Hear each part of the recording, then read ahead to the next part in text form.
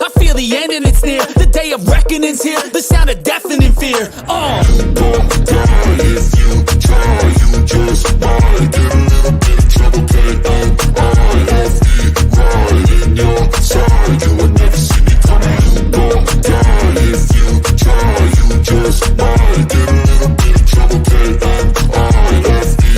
right in your side.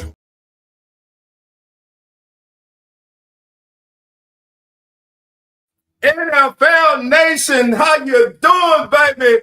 It's Super Bowl Sunday. Dolphins in the house as the NFL turns its live on the air. Oh my God, it is finally here. The talking is over. It will finally get settled today on the field.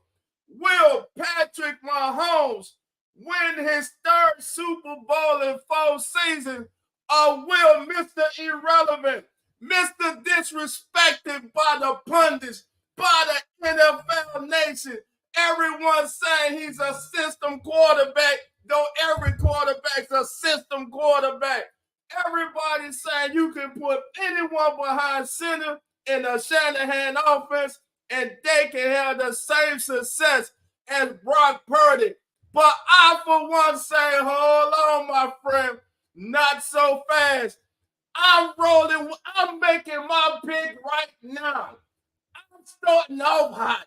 I'm starting off on fire, baby. If you thought you was coming on here and you was going to see Dolph laid back and quiet, you were wrong. So, ladies and gentlemen, without further ado, let me just tell you that Brock Purdy is going to win Super Bowl 58 MVP with a late game drive that is going to seal it and shut up all you haters who have been hating on him all season.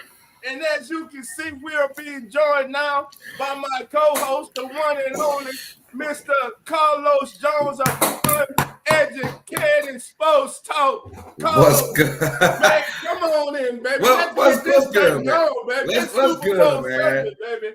This man already on that Brock Purdy stuff, huh? Come on, baby. Man. Go get that kryptonite to Superman today, baby. Really? Let's go, man. Let's go. And listen, we got family in the back. We about to get him on right now. They like Dolphin lost his mind. He wasn't like that a second ago. But hey, here we go, baby.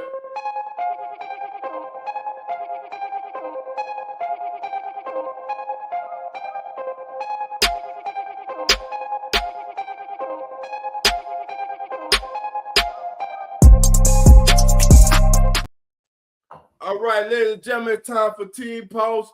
I got 3 gentlemen coming on here. They really don't need no introduction, but I'm gonna introduce them by name, and then I'm gonna let them introduce themselves to you and tell you their platform. You've seen them before. You know this gentleman, Mr. Bob Rose. Bob, how you doing? Introduce yourself to NFL Nation, baby. Let them know who you are, who you represent, your platform. Dolph, Carlos, thank you so much for having me on, fam. I appreciate catching up with you a little bit. Folks, my name is Bob Rose. I write for the Saints News Network. We cover your New Orleans Saints for the SI.com team page. And I have my own show running at least once a week, usually on Wednesday nights, called the Bayou Blitz. You could check that out on the Saints News Network page, on my personal pages, at BobbyR2613 on Twitter. So make sure you check that out. We bring in a lot of former Saints players for their own analytical view of your New Orleans Saints. And guys, it's a pleasure to join you. All right. Thank you, Bob. Now, this man here coming up, Coach, our other co-host, the legendary Coach Rock, he'll be in here soon. But he was hoping to get an autographed football signed from our next guest. He's been talking about this football for 3 weeks. But unfortunately, him talking about that football put the kiss of death on this man's team. Ladies and gentlemen, without further ado, he's family. You know who it is. The one and only Mr. Jack Kavanaugh. Jack, get on in here, my brother. How you doing? Let everybody know your platform. How you doing? Come on in, Jack. I am fantastic. I could be a little bit better if the Detroit Lions were playing in this game. Dolph, we were messaging and we both believe that the Lions will be back. Of course, I am the host of the Believe in Lions podcast alongside Glover Quinn, all pro safety for the Detroit Lions, who was at that game, at all 3 playoff games. So we're excited to see them back next year. You can also find me on Player Profiler talking about all the news across the NFL. But I am just so happy to be back here with the family. I even had to go and download the theme song of this show just to keep me pumped throughout the week. It's the best show or best song on any show.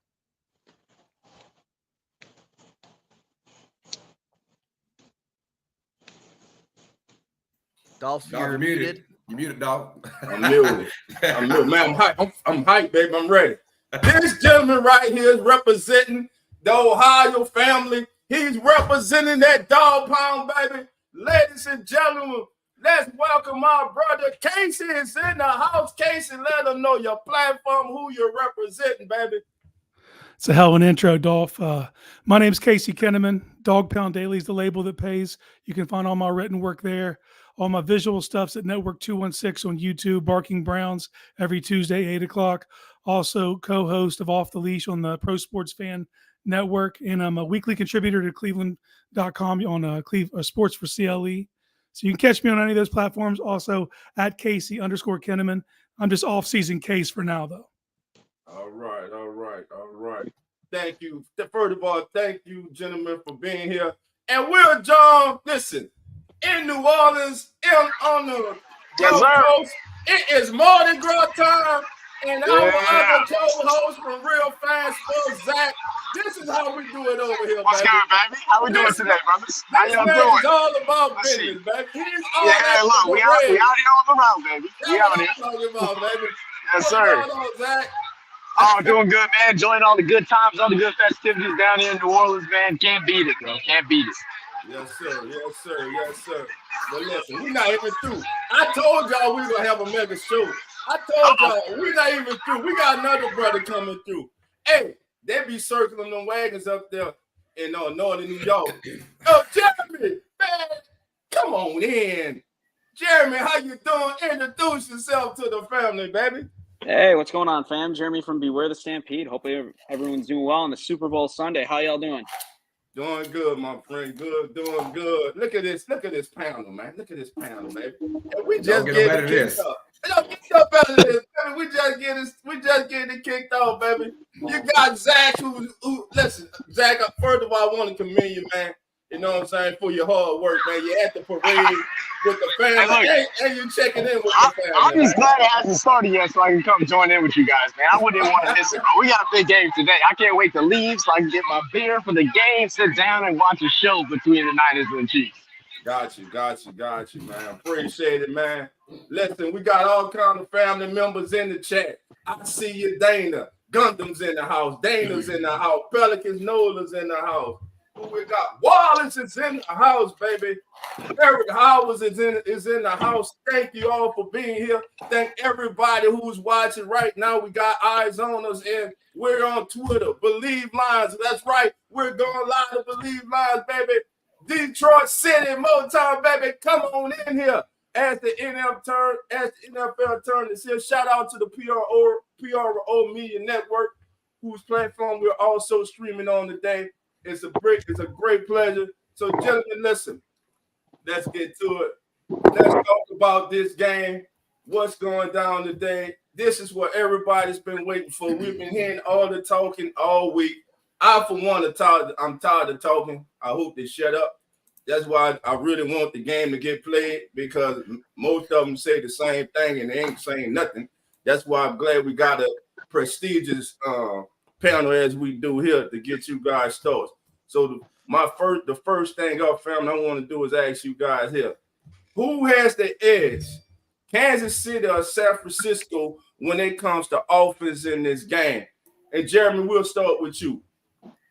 Yeah, I'm gonna go with San Francisco on this. I mean, you got Mahomes and Kelsey on the Chiefs, but you got Ayuk, you got Debo, you got C-Mac. I mean, even Purdy. I mean, you've got just a stud lineup. Kittle on the Niners, I think offensively, by far, they've got the edge. I mean, the big question for me is going to be Purdy.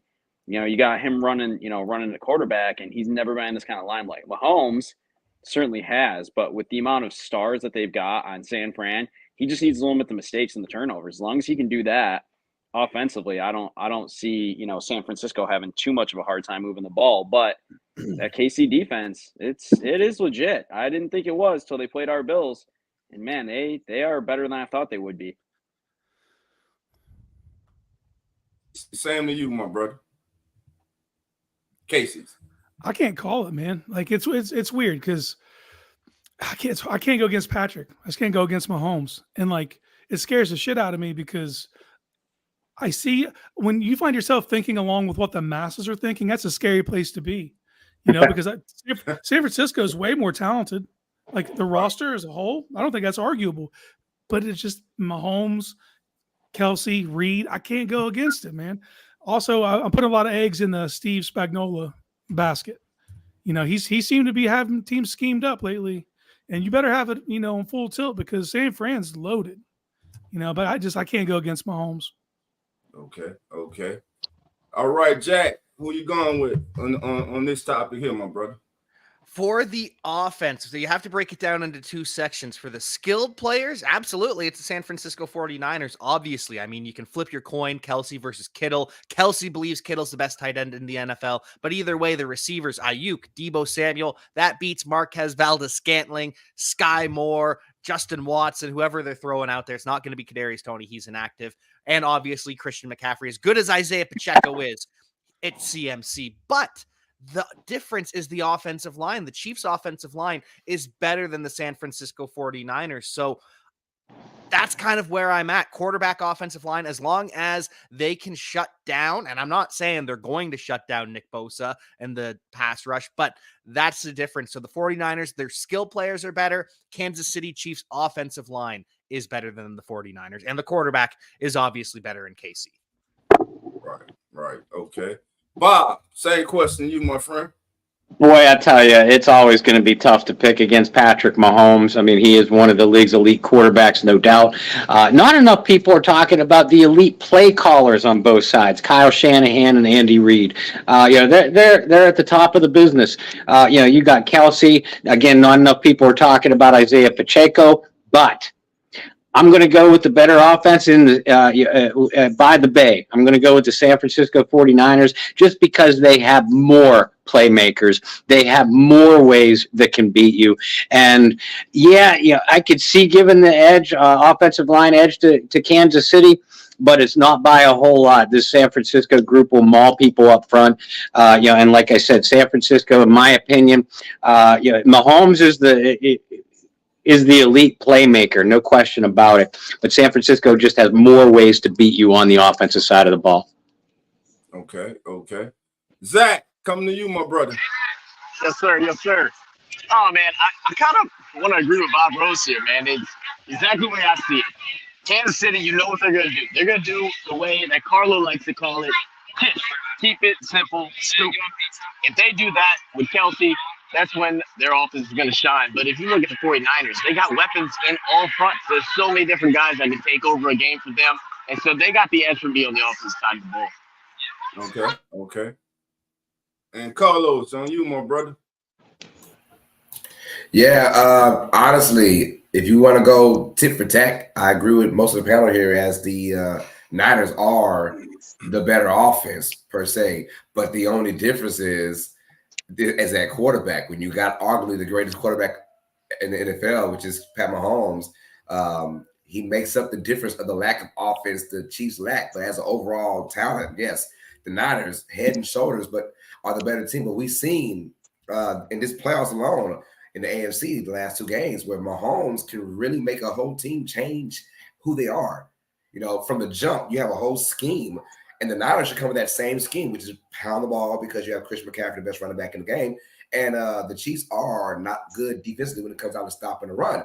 But when you have Pat Mahomes scaring the living crap out of you, when it goes down the first quarter and get you 2 touchdowns, your whole game plan changes. Ask the Ravens in that entire game. Ask the Bills in that fourth quarter, right? Your game plan changes because of one guy, Pat Mahomes. So, yes, the better offense is clearly the 49ers because of their multiple weapons, Deebo, Kittle, McCaffrey, Ayuk, all the above, the great offensive line. But Pat Mahomes is the engine that goes for this entire game because he's the one quarterback that can change everyone's scheme for the 49ers. So, but right now, Niners have the edge on offense. If they keep it stupid simple, like man Zach just said, they should have a field day running that for Bob McCaffrey.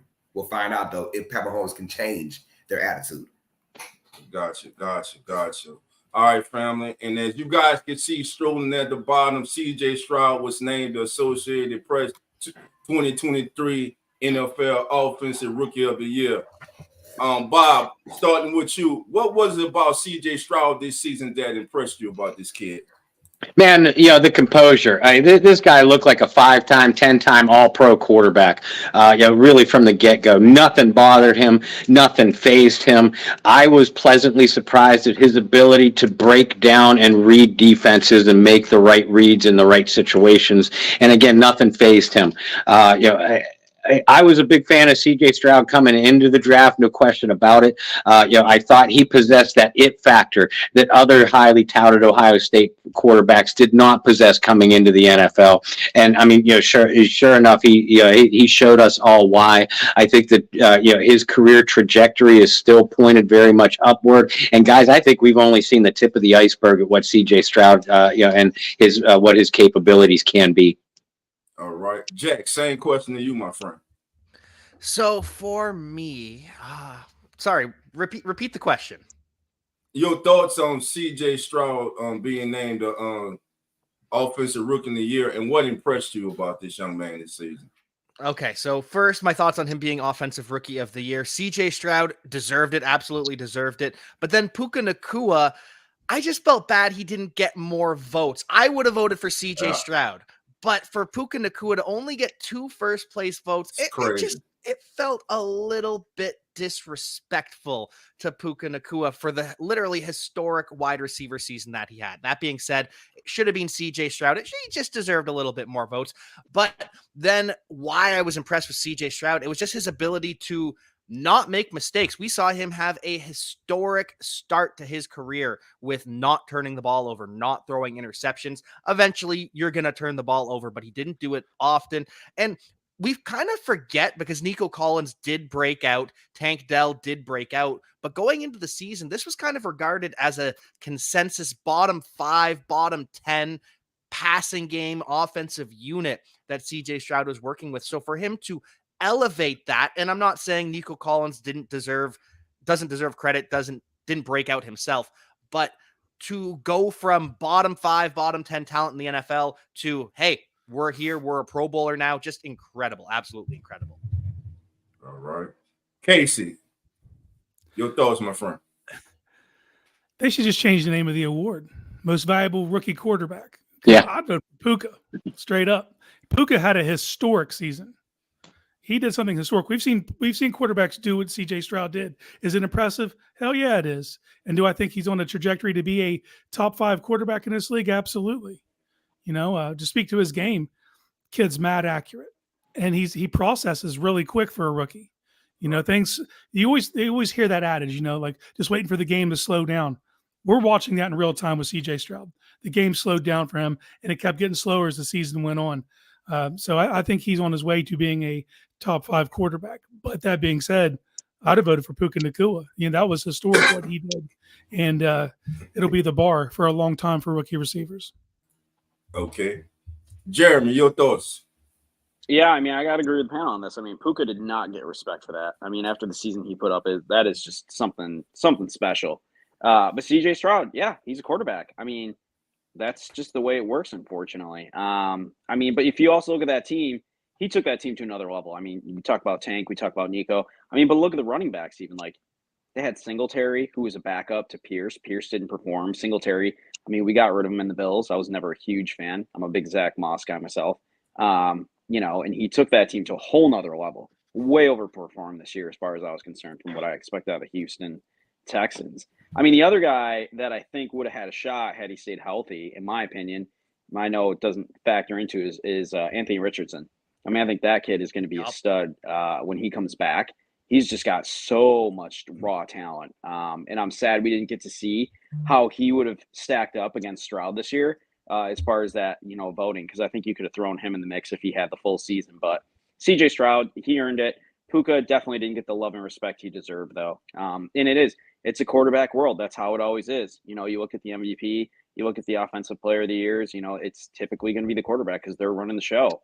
And it's kind of unfortunate that's the way it's measured up when you're Puka and you've got a season like that. But, it's kind of the glory spot as being the QB. But Stroud, you can't fault him for winning that. I mean, he certainly earned it. So we'll see what happens next year and who's up there.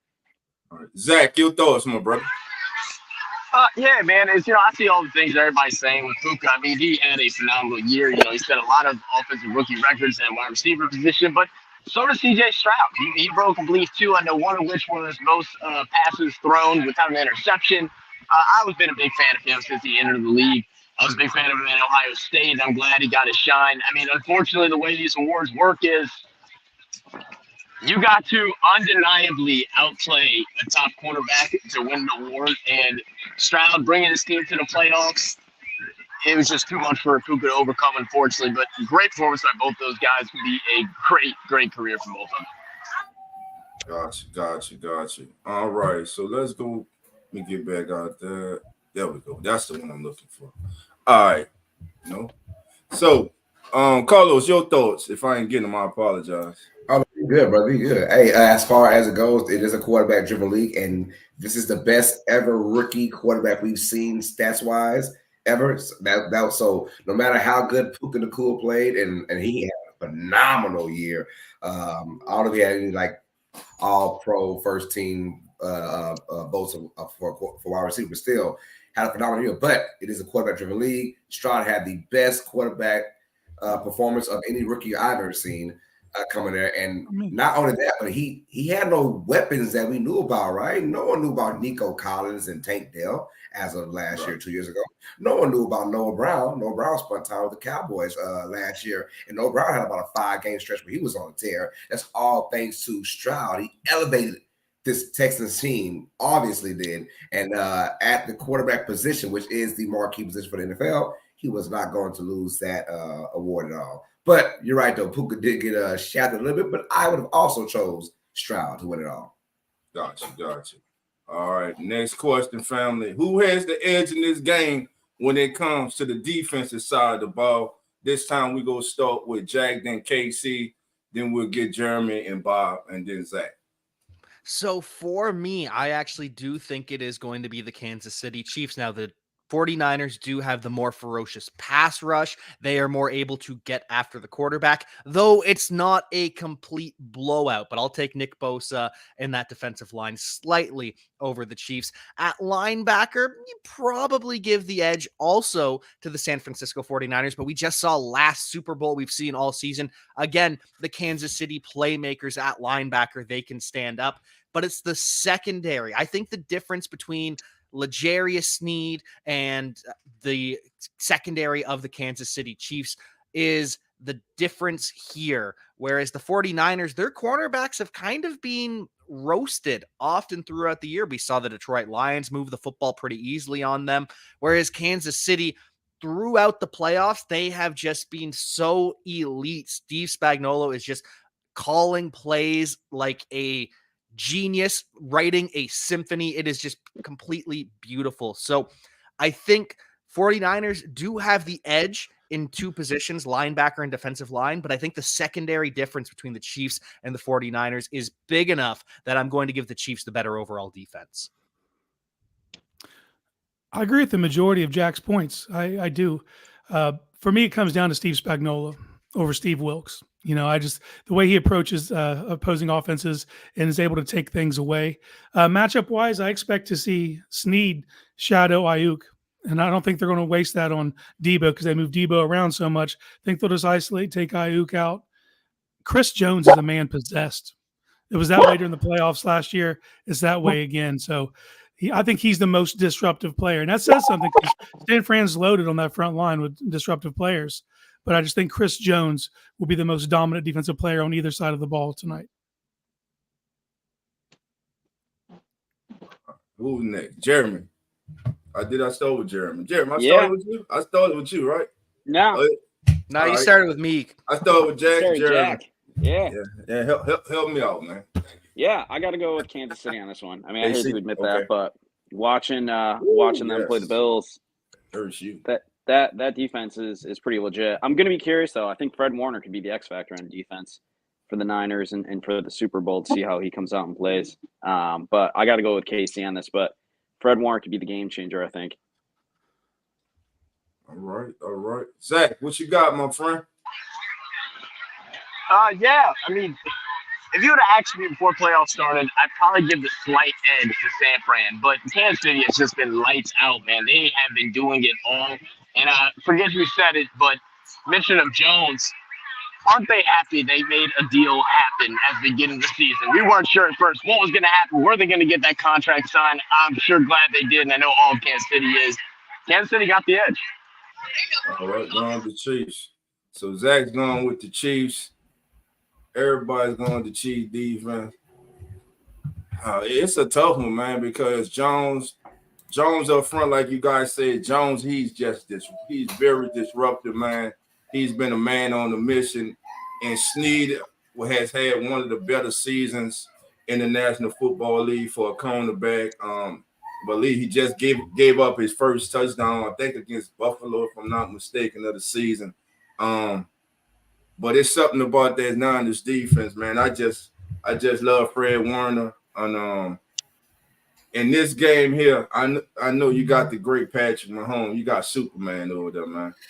It's gonna be hard, but overall, man, because of the front seven, I think the 49ers got a better front seven overall. I'm gonna give an edge to the 49ers when it comes to the defense. Now, Myles Garrett, and I'm gonna start with Casey with this one. Myles Garrett, Defensive Player of the Year, well deserved, and in my opinion. Was there anyone else besides Myles that you thought Casey could have had a case to be Defensive Player of the Year? Yeah, absolutely, man. Micah Parsons is definitely one. TJ Watt, I know Browns fans don't want to hear that. TJ Watt was highly productive. This just seems like there's been an actual shift in the way that we consume football. For years, man, no matter what, sacks were the gold standard. And you just look at that and put your head down and write your vote. But more people were watching the tape. You know, Myles just commands so many damn double teams, and he's a math changer. He changes the way teams have to approach the Browns. Browns had more total sacks as a team than the Steelers, even despite TJ Watt, because of how much Myles shifts. Now, Myles did knock it out of the park over those last 6 games, man. I mean, he was still, crazy win rate pressures and all that, but he wasn't notching any sacks. So honestly, I was surprised. But I just think it's a shift to the way people are consuming football. Football fans are smarter now than they were 5-10 years ago. So, and it's also almost feels like a career award at this point for Myles, because he's been so deserving year over year over year. So it was like, finally give the man his flowers. So we'll see. Like I said, I think Micah Parsons was definitely deserving, and TJ Watt as well. All right. Jeremy. Yeah, Parsons would have been my number 2 for sure.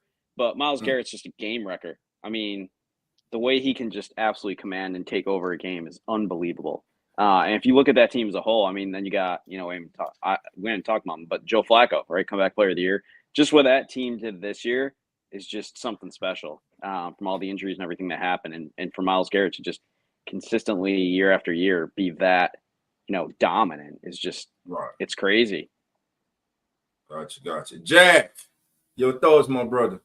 So I absolutely think Myles Garrett is the Defensive Player of the Year. I think that's who I would have voted for. That's my pick. He, as everyone has said, he's so dominant. We all remember when he lined up on one side and the 2 tight ends follow him over there. Okay, Myles Garrett switches sides, and we move 2 tight ends just to follow Myles Garrett, just to make sure. We've got 3 guys on Myles Garrett, 2 tight ends and an offensive lineman. That kind of respect, that kind of dominance is why I think he was the clear-cut choice. However, if it had gone to TJ Watt, if it had gone to Micah Parsons, I'm still okay with it. I'm still happy about it. We just live in a glorious era of edge rushers, because Max Crosby, he had a phenomenal season too.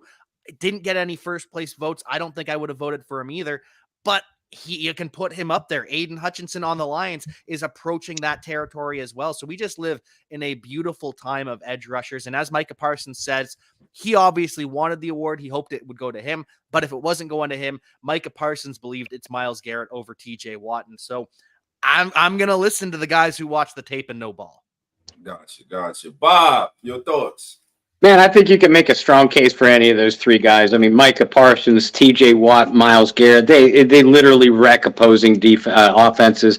They keep offensive coordinators up at night. They live in the nightmares of opposing quarterbacks. So, listen, there's a lot of outrage on Twitter from Steelers fans. Imagine that Myles Garrett got it over TJ Watt. Do I think Myles Garrett was heads and shoulders above these other guys, Micah and TJ? No. I'm with you guys. I think you could make a strong case for any of the three. So I'm certainly happy for Myles Garrett. He got a well-deserved award. But again, you can make a strong case for any of these three players. I think any one of us would kill to have one of those three players on the defenses of the teams that we cover. Gotcha. Carlos, your thoughts? Yeah, I agree with the notion of Myles Garrett was not head and shoulders over TJ Watt. I think it could have went to either or. Honestly, I've been fine with either or winning that one. But if you look at the numbers, you would say, oh, yeah, it's obviously Watt. But if you look at the overall performance and what you bring to a singular team, Myles Garrett, the numbers don't show it. And thank God that, like he said, NFL fans are a lot smarter these days. Myles Garrett was a force of nature. Right? You're talking about double team and triple team on every single play. This man is a beast. And he deserved it. It either was Watt or Garrett. I would have no complaints at all. Somebody had to win. And it felt like you said Garrett deserved it. And he's been dominant for the last 6-7 years. Give it to the man because, like I said, it might be a career kind of thing. Just give it to him just because he's been so damn dominant. So I thought if it they didn't go wrong with either or. And it had to be Myles Garrett, so I'm with that. Zach, your thoughts, my friend? Yes, sir. I mean, look, Myles Garrett was literally doing basketball crossovers getting through the line. It's unbelievable how talented this man is. He's not just big, he's fast, he's strong, he does it all. Obviously deserving of the award. And I'm glad I'm not the only one that mentioned this one guy's name. Jack, I got to respect you. You know ball, man. Max Crosby really did his thing. I'm going to stand up for Nan, who's not here right now. Crosby did something special. I don't have the stats with me. I'm on my phone, so I can't pull it all up. But he led in a lot of departments that these guys didn't. And I think he only was at the tail end when compared to these other four in one singular category. And for him not to get one first-place vote, I think is a little bit of a snub. But I think Myles Garrett did his thing. All right, Myles Garrett did his thing. Congratulations to Myles Garrett. Congratulations to all the finalists. But again, 2023 Defensive Player of the Year is Myles Garrett. All right, family, next question.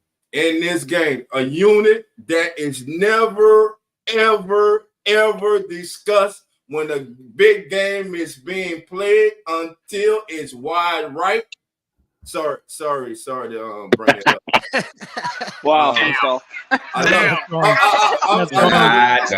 how many weeks? I love you, but I had to get my party pros. I just like, until that happens, nobody worries about special teams. So today, which team has the advantage with their special teams in this game? And for this, I want to start out with Bob. Bob, who do you think has the advantage? I'll tell you, I got to give it to Kansas City. Their coverage units are very athletic. San Francisco, just like in every other phase of the game, they're extremely physical.